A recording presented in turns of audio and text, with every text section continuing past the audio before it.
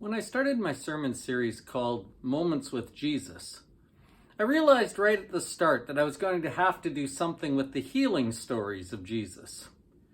Jesus came teaching and healing, and half of what he does in the Gospels is healing people, and I wasn't quite sure what I was going to do with that because I don't think it's going to be me running around putting hands on people that heals them. And so, what are you going to teach from half of the stories if healing itself isn't really part of the process?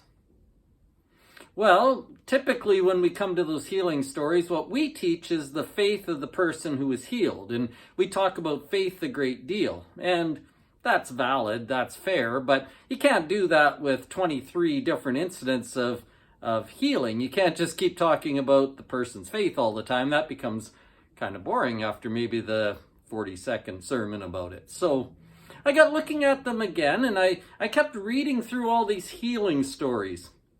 And as I read through them, I realized that actually they're not a bunch of different incidents that all look different. In fact, there's a thread of things that goes through each and every single one of those incidents. In every healing story, there are at least 3 or 4 things that are just repeated over and over and over. And as I thought about that a little bit more, I got thinking, you know what? These 3 things that I see in all of these physical healing stories are actually necessary for our spiritual healing as well. So this Sunday, I'm going to take maybe 3 or 4 of those healing stories, and I'm going to put them all in one sermon. I'm going to show you the 3 things they have in common, and I'm going to tell you this, that we need exactly these 3 same things if we are going to find spiritual health and spiritual healing. The sermon is called How Healing Happens.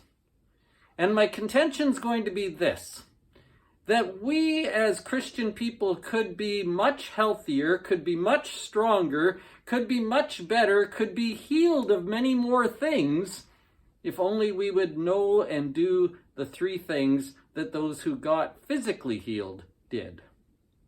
How healing happens this Sunday in our sermon.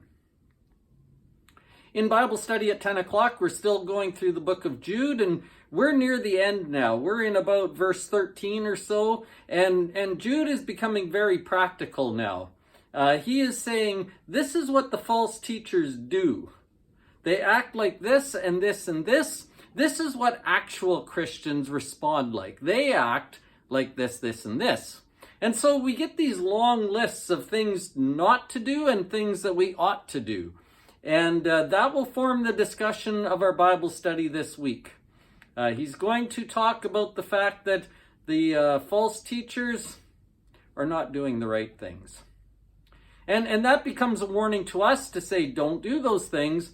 And he also reminds the real faithful of what they ought to look like. So those become positive things that we can use as mirrors for us as well.